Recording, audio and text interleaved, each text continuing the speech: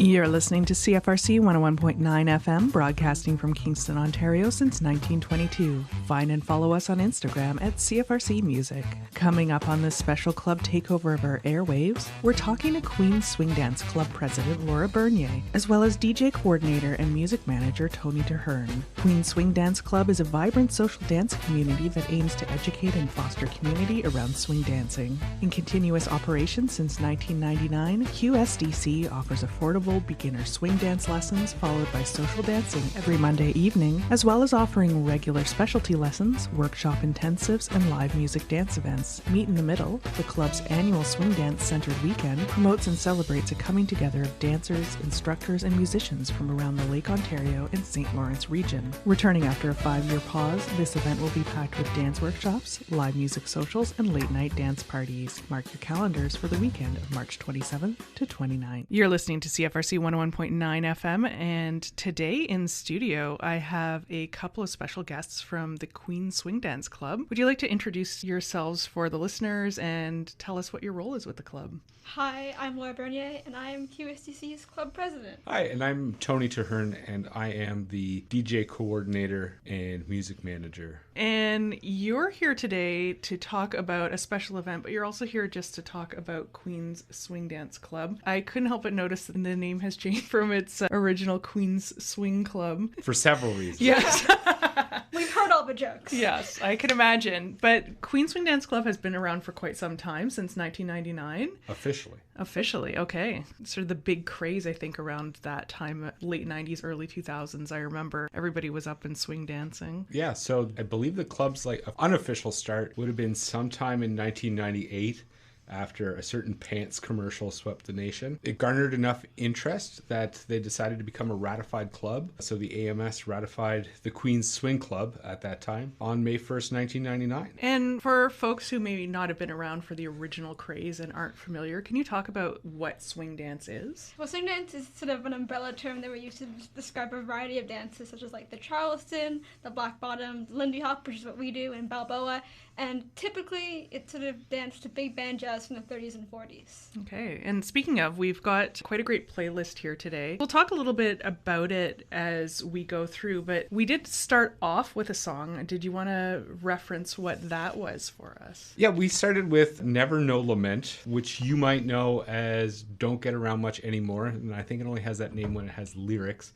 This is just an instrumental. But that was Duke Ellington, who, probably the first gentleman of swing and the jazz pianist who launched I don't know how many careers. This is sort of a typical song you might find that we would do in a warm-up for one of our lessons. It's very easy and slow. It's not too fast. Everyone can usually follow along. And sort of when we start lessons, you sort of get the vibe of what kind of music we dance to. And I was taking a look at your website. You do a lot of programming regularly. So for folks that are not familiar, what does a swing dance club do? And what do you offer? Our big thing is on Monday nights from 7 to 8. We have a beginner lesson in Bajada and Wallace Hall. And it's not a culminative thing where if you miss one, you're not in trouble. We always teach the beginner footwork, and then usually we have one fun thing at the end, like a spin or a turn that we can try. And then from 8 to 9:30-ish, we have a social dance where people can try what they learned in the lesson. And then on Wednesday nights, we have more specialized things. We primarily on Mondays do Lindy Hop, but on Wednesdays we try other kinds of swing dance and jazz as well.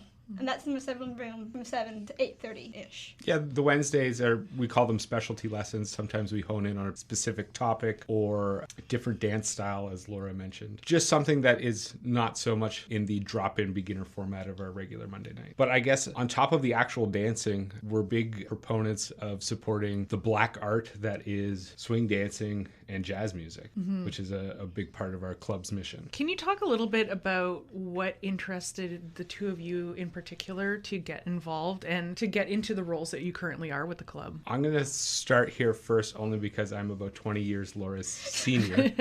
Growing up, my parents had the best of Duke Ellington, Count Basie, Cab Calloway, Benny Goodman, Artie Shaw, and I want to say Glenn Miller. And When I was about 7 or 8, I devoured those CDs. Like, I just thought it was so different from anything I'd ever heard. And then just a couple years later, there was that pants commercial by a brand who, if I tell people today about it, they go, I've never heard of the Gap. What's that? To go through that. And I was like, wow, that's something I want to do. And then that sort of fell by the wayside. And my first QSDC lesson, when it was still Queen's Swing Club, would have been in 2008. I got invited by a friend to go, and I went, and it was super cool and super scary. I didn't go back until 2010. Wow. And again, it was still super cool and super scary. And by my third lesson, which would have now been in 2014, again, super cool, super scary, I had the courage to keep coming back because I was like, I'm going to make myself do this. I know I'm out of my comfort zone, but I think this is just the most fun in the world. And I'm going to make myself do that. And I've been a bit of a music nerd my whole life, so moving into the role of DJ and then DJ coordinator was just a natural step. And I really wanted to DJ from the start. For me, growing up, I watched a lot of like old Hollywood movies with like tap dancing and like Gene Kelly, Fred Astaire. And I didn't do tap dance. I wasn't really into like the performance bit of it all. And then when I came to Queen's in first year in 2023, there was like a club fair, and at the beginning of every semester we have a free night just to like try it, just to see if you like it. And I went to the first free night and they got me from there. I had such a good time. I mean, it was scary, but I think the thing that made me stay was that all the people there were so welcoming. As in, like, literally after my first lesson, one of the people who came up to me and said, hey, we're going out to get bubble tea after. Do you want to come? And I was like, sure. And it was really wonderful. And then I joined the club exec the following year as, like, a swing rep, which is usually, like, the entry level, sort of just doing small things for the club, being sort of a liaison between the exec and the rest of the community. And then the year later, our president graduated, and somebody came to me and went, Laura, do you want to try being president? And I said, sure. I'm guessing, I don't want to presume, Tony, but if you've been sampling this since 2008, is the Queen's Swing Dance Club just for students? No, not at all. I am not now, nor have I ever been a student here at Queen's University. Okay. Club membership ranges from age 18 to 80, maybe 81 is our oldest member. It's a good cross-section of campus life, but also the community of Kingston in general. You'll find professionals in their 30s. You'll find some retired folks. There's lots of students because we're right in the JDUC. Chances are when you show up, you will see similar representation to yourself in the crowd. And I think it's valuable to know because I think a lot of times when people consider joining a club or a new activity, there is that intimidation factor. So to see that people that are now part of the exec team of the club admitting that it was nerve-wracking for them too, but that you felt welcomed and that you came back, I think is a really special thing, even if it took a couple of years and a couple of tries. Do you want to introduce a couple more songs, get us more in the mood of what someone might experience if they are participating in the Swing Dance Club? Sure. The next song we're going to hear is Stompin' at the Savoy, as performed by Chick Webb and the Savoy Orchestra. Chick Webb was the house band in the Savoy Ballroom in Harlem, New York. The Savoy Ballroom is the place Lindy Hop was born, and it was also the first integrated dance club in the United States. And then after that, we're going to hear Bill Bailey, Won't You Please Come Home, as performed by Ella Fitzgerald. Ella Fitzgerald got her start in the Chick Webb Orchestra in the Savoy Ballroom when she was 15 years old, and so she's been kind of tied to this dance since the beginning. And we are back. If you're just tuning in, we are here with the Queen's Swing Dance Club. We've listened to a little music, got a bit of an introduction to swing. Laura, earlier you were talking about some of the different styles of swing dancing, because I think, as been referenced before, there is maybe one or two dance moves that have made their way into popular culture, but this is an umbrella for a lot of different dances. It's sort of hard to define because if you go on the internet and Google like swing dance, you'll see a lot of Lindy Hop, which is what we primarily do, and then also maybe West Coast, which is swing dance to pop music, like on 4/4 time. And I think it's sort of wonderful to discover that there's so much to try. If you don't like one, then don't worry, there's one that's another one, and it's sort of different tempos. There's a dance called the Balboa, and it's for fast music, and it also blues, so it's slow. So even if one type of swing dance doesn't fit with you, you can try another one, and maybe you'll like that. Honestly, it's something that I remember being interested in swing dance a long time ago and feeling like as a tall woman that it wouldn't be for me because I picture being lifted and spun and all those kinds of things. Ah, well, the important thing is for insurance reasons, we aren't allowed to do aerials. Okay. So that solves like one of the issues. Yeah. But also I think something that's really important about our club is that we talk a lot about the gender roles, because it's a social partner dance and there's like a lead and a follow,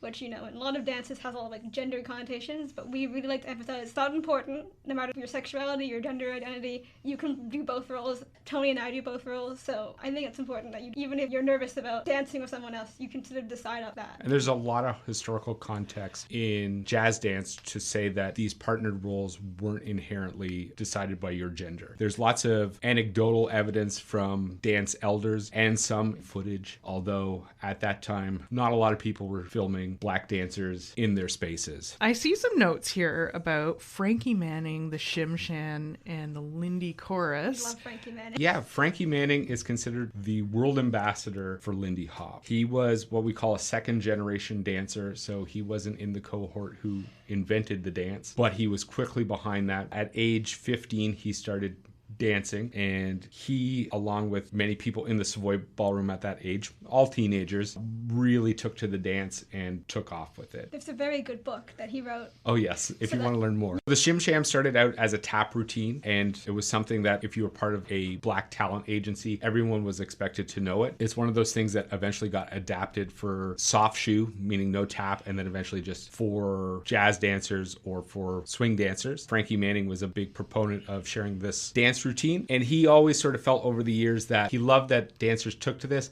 but he felt it was never really like the Lindy Hoppers line dance. So he created the Lindy Chorus, which was designed for Lindy Hoppers specifically. Most communities you'll find dance the Shim Sham to the song Tain't What You Do by Jimmy Lunsford and his orchestra. However, there's several other songs that fit the same jazz phrasing that you could dance the dance to. And it's really nice when you go either at one of our events, if you go out of town. Once you hear that, you watch everyone sort of get together and start doing it. It's awesome. It's magical. Well, I think maybe this is a perfect segue for us to listen to Tain't What You Do, and we'll be back in a moment. All right, and we're back. We've just been talking about the history of swing dance and some of the origins, the way that it's evolved. Wanted to talk about an event that you have coming up, which is returning, I understand, after a 5-year hiatus. So we are once again holding an event called Meet in the Middle. The last time we held this event was January of 2020.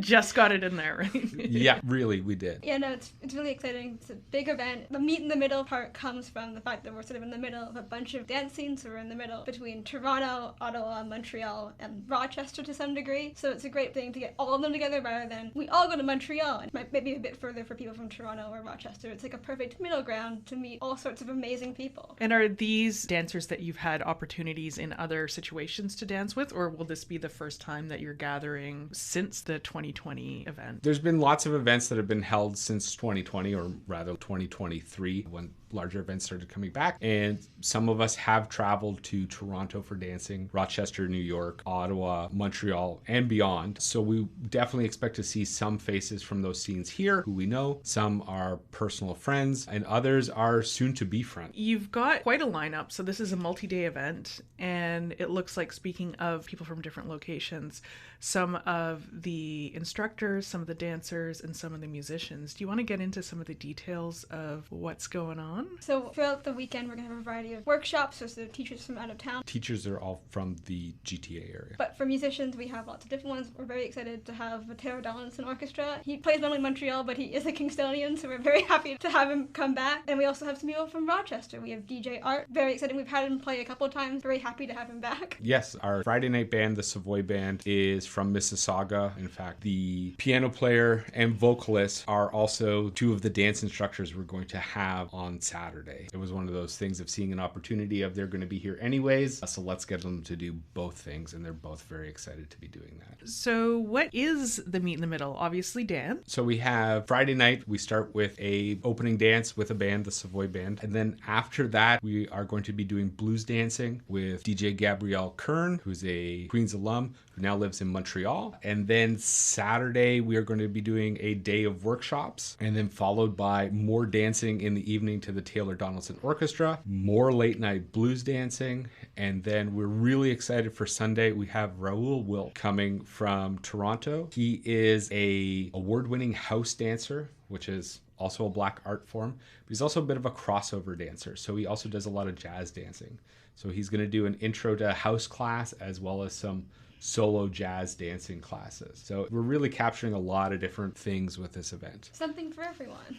There really is. And for the instruction, I noticed it's not just advanced level or intermediate level. There are opportunities for people to do beginner lessons as well. Yeah, it's sort of like a mix and match. I know some of the instructors, for one point, they're going to do a beginner one, and then later they're going to do an intermediate of something. So it's not like you're going to miss a certain instructor just because you don't feel like you're at the right level. You're going to get to meet all the instructors and try different things at different levels, because we have some very new dancers and some people who've been around a longer who want a bit of a challenge. So it's not like I'm going to feel left out. It's also great to bring new ideas into our local scene by bringing out-of-town instructors. But if you're brand new to dancing and a little concerned that a day of workshops is too much for you, but you really want to see the band at 7 o'clock on Saturday, if you do buy a ticket for just the Saturday night dance, as part of it, there is a beginner lesson for people who have never danced before. And I think one thing we haven't talked about that I think is really important is you don't need to bring a partner. You can just show up with yourself with a clean pair of indoor shoes. Ideally, they're comfortable, and we will find you a partner.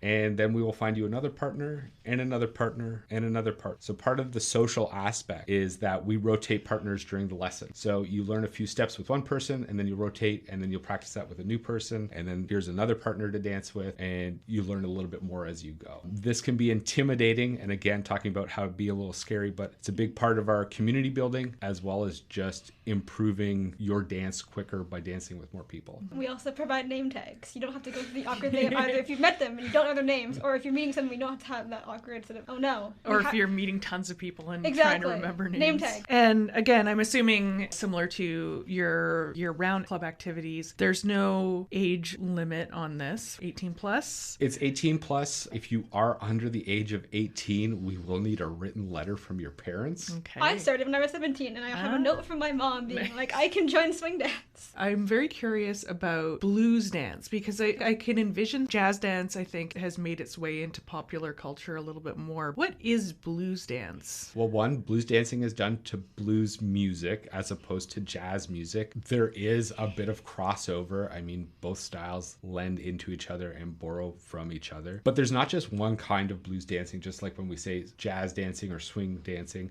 There's lots of different what they call idioms to the different styles of blues music. And often many of these historically were regional. So if you were in Kansas City listening to Kansas City style blues music, they had a local dance they did, and they just called it dancing. There's names that have been put onto some of these dances in different styles. But they aren't like a catch-all. No, not at all. The most popular one I think that people think of is slow drag, which is probably the first kind of blues dancing that was seen by white America, early as the 1920s when it was put on Broadway. Slow drag was done in juke joints. It's a bit of a spot dance, meaning you're not moving around the floor a lot, and you're kind of dragging your feet around slowly. It's all right there in the name. It's also very nice that we have it late at night, especially if you're tired. Yes. You don't have to dance with Right. all the energy. But things like jukin, which are done to like Chicago style blues, which can be a lot faster, have a lot bigger movements. There's Texas shuffle and strutting, and ballroom blues, which is done to bigger sort of big band blues music. There's lots of different options here. Unfortunately, with this event, we didn't have the time and or budget to put in blues instruction. We have in the past, and we hope to do more of that. Although some of our upcoming Wednesday specialty lessons will be blues. Well, it sounds like, as you've mentioned a couple times, the umbrella is very broad for this, so you have to have an almost infinite length of conference to cover every style. I just think of, movies like Sinners coming out right now, where you do get that Chicago blues juke joint experience, and you see people dancing in there. It might inspire a new generation of people to listen to that music and to move to it. We can hope. We can hope, yeah. And I do know a few blues dancers who went to go see that movie, not knowing anything else about it going in, just because there was blues dancing in it, which they were excited to see. And then they saw that, and then they saw the rest of the movie and were quite shocked about how the plot turns very quickly. Yeah. And for, I guess, listeners at home, if you are unfamiliar with the movie, it is a horror movie. Yes. I'm not going to give away the plot, but if you're not expecting that, it's a real wild turn of a movie. Do you want to talk a little bit about some of the other songs you've got on your playlist here? So the first one is Park on Summit, and we categorize it as sort of a Balboa dance. And Balboa is a very fast-paced dance. It's like very small, tiny steps. The story goes that it was invented for ballrooms which had a lot of people, and they couldn't do a lot of flips and and tricks and turns. So it's very close together and very small little quick steps. But it looks really cool when they pull off cool things. Oh my gosh, exciting. And then after that, we have The Charleston, as performed by Paul Whiteman, which is sort of like the probably first big fad dance of the 20th century. And the first big jazz dance out there, which is also something we do as the Charleston is a big one. When a lot of people think of like the 20s and dance, they think of the Charleston. And finally, we have Frontline Drag, which, as we talked about, is a blues dance, and it's, again, lots of different kinds of blues. This one we categorize as a slow drag. It's definitely a slow drag, and it has drag right in the name. So Exactly. So we'll take a listen to those and we'll be back. And we're back here chatting with the Queen's Swing Dance Club. And we've been talking about their upcoming event. It's on March 27th? 27th, 28th, and 29th. Okay, and it is Meet in the Middle. There's dancing instruction. Do you want to let people know how they can find out the schedule, where they can get tickets, find out more about the instructors and the musicians? Absolutely. We have a beautiful domain, meetinthemiddle.ca, and that will take you to the event website. From there, you will find the schedule, link to tickets. You can order a t-shirt if you want, instructor bios. Musician bios? They're all there. You said there's a nice diversity of performers that you have there. Is there any instructor or musician that you're particularly excited to be welcoming this year? Taylor Donaldson is someone who we've wanted to get for a while. He's a Queen's alum. He's currently a professor at McGill. He's brought his band to town several times, but never in official dance capacity. If anyone's been to any of the big band Friday nights or Swingin' in the Square events, I'm sure they've seen Taylor play over the years. I believe he's also done his own concerts in town, but nothing with a dance floor. So he's put together a 12-piece band, which is going to sound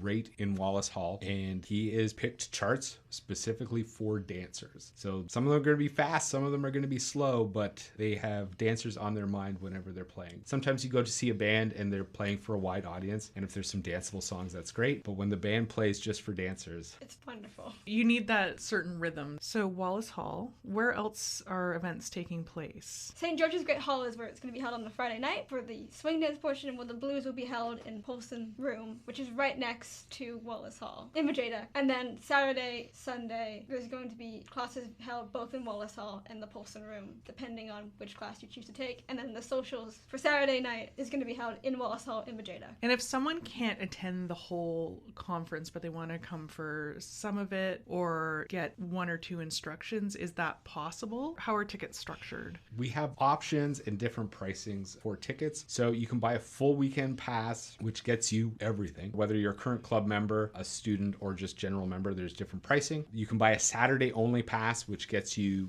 all of the Saturday things. So you'll get the workshops on Saturday, followed by the dance and the late night party. And then if you just want to attend a single band dance, you can just buy a ticket for the Friday night dance or for the Saturday night dance. So you can dip your toe in, fall in love, and then buy tickets for the rest of the weekend. Absolutely. Hey, we have a bit of time for a couple more songs, and then we can do a bit of a wrap up. Do we want to introduce a few more here? Blanky is by Count Basie, who's a wonderful musician who we listen to a lot in our socials and in our classes. I like this one because this song I heard in Montreal being played by Mateo Dance Orchestra. Now, I've heard this song 100 times. I've heard it in lessons, whatever. When I went there, I was listening, and I was like, oh, the recording sounds so lovely and crisp and different. And I looked up and I went, oh, it's because there's a live band playing. Which I think is what I'm excited about, is that you can hear all of the things that you've heard before, but of a different context. That's so exciting to have. And he has confirmed he will be playing that song on Saturday night. I'm so happy. Amazing. I also just love the name Splanky. That is so much fun. We're also going to play Jump Session by Slim and Slam. At Meet in the Middle 2019, former club executive member Laura Smith, along with the whole class, co-created a line dance to this song. This was sort of a gift to the club by current and past members, a dance we still do. And so will be doing this at Meet in the Middle again. So the song will be played and hopefully everyone joins in on the steps. When you say line dance, do you mean country line dance, or is It's not quite a country line dance, but this is a dance routine where everybody will know the steps. Okay. And everyone sort of puts their own little spin on it. But yeah, it's a room of everyone doing the same dance. If you've ever seen people do the hokey pokey or the Macarena, It's that, except it's jazz steps. Okay, cool. And then the last one. And then we have another blues song, I Lost My Sugar in Salt Lake City. This is performed by Gordon Webster, and it features Hetty Kate on vocals. Gordon Webster is a near and dear to our hearts here at the Queen's Swing Dance Club. Gordon Webster is one of the biggest names in swing dancing bands in the world and has been for many years. We brought him in 2019 for the club's 20th anniversary. But the big thing is that the first time Gordon Webster ever played for dancers was in Wallace Hall here at Queen's University. Oh, that is so cool. It single-handedly changed the direction of his life and what he did with his music career. I think there's like a picture somewhere on an old website of when he was there. Dig through the internet far enough, you can find it. And it's like, wow, crazy. He hadn't even started his career, and it's like, this is the moment. And what a special moment. So we'll listen to a few more songs and then we'll be back. You're both members of the exec. If people want to get involved with the club in a position beyond dance, how would they go about doing so? Oh, well, it's a self-nomination process, so very simple. You go up to the current exec and go, I want to be involved in the exec. Usually we start people at the swing rep position. It's not always the case. And the swing rep is sort of, again, very entry-level, low stakes. And then if people are interested in trying other roles, definitely more an interest, what drives you. If it's like the music, then you can learn more about music. Or if you're interested in the finance, you can become a treasurer. It's very fluid in how your own journey with the exec is like kind of up to you. Okay. And is it an ongoing process? Is it something that's usually done at the beginning of fall term? It's usually at the end of the year. Sometimes we do some summer programming, so we have to get that sorted out before then. So if people go to Meet in the Middle and they're like, I need to get more involved. You can absolutely even volunteer without being an executive. You can show up early and say, I'd like to help move chairs, and boy howdy will we find a job for you. I can imagine that many musicians, when you've got like multi-piece ensembles getting together, that's got to be a lot of work. A lot of chair people. Yeah.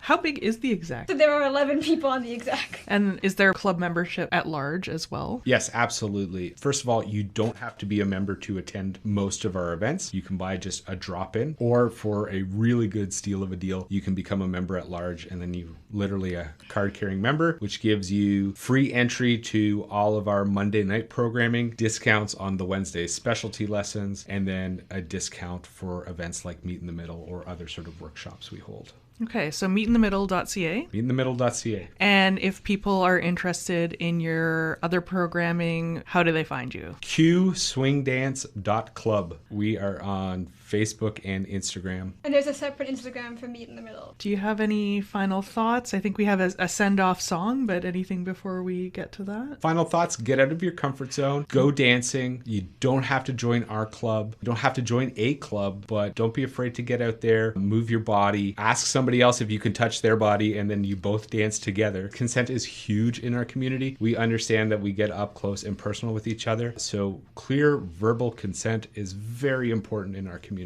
So if you're afraid of people touching you and just grabbing you, that doesn't happen.